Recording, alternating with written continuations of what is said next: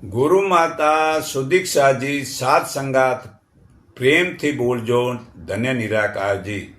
ગીતા અધ્યાય 18 મોક્ષ પરમાત્માના શરણે જવાથી મળે છે ને સર્વે ધર્મો છોડવાથી પાપ છૂટે છે। તો અધ્યાય 18માં આપણે વાંચી સંભળાવીએ છીએ। જો અર્જુને કહ્યું કે હે પ્રભુ, હે કેસી દૈત્યોના નાશ કરનારા, હે ઇન્દ્રિયોના નિયંતા, હું સંન્યાસનું તથા ત્યાગનું તત્વ જુદું જુદું જાણવા ઈચ્છું છું। તો ભગવાન ઉવાચ, શ્રી કૃષ્ણ જવાબ આપ્યો, ફળની ઈચ્છાથી કરાતા કર્મોનો ત્યાગને જ્ઞાનીઓ સંન્યાસ કહે છે અને સર્વ કર્મનો ફળના ત્યાગને વિવેકી જનો ત્યાગ કહે છે। હવે શ્લોક 3, કેટલાક વિદ્વાનો કહે છે કે કર્મ માત્ર દોષવાળું છે, તેથી તેમને છોડી દેવું જોઈએ, અને બીજા કહે છે કે યજ્ઞદાન તથા તપરૂપ કર્મ ત્યાગ કરવા યોગ્ય નથી।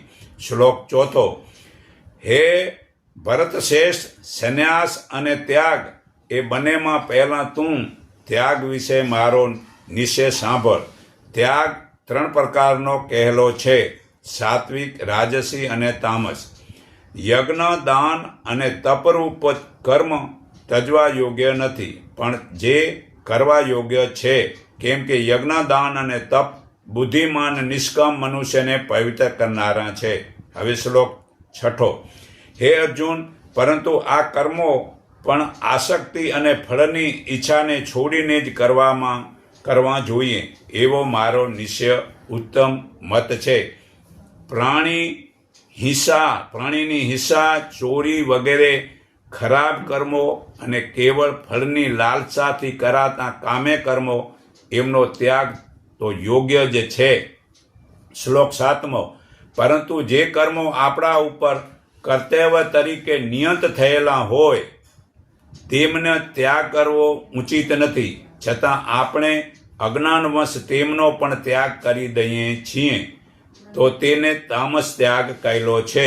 શ્લોક 8, કર્મ કરવામાં બહુ જ માથાકૂટ રહેલી છે, સમજીને શારીરિક કષ્ટના ભયથી જે કર્મોને છોડી દેવાય છે તે રાજસ ત્યાગ છે। આવો ત્યાગ કરનારો ત્યાગનું ફળ મળતું નથી। શ્લોક 9, હે અર્જુન, કર્તવ્ય તરીકે નિયત થયેલું જે કર્મ જેને કરવા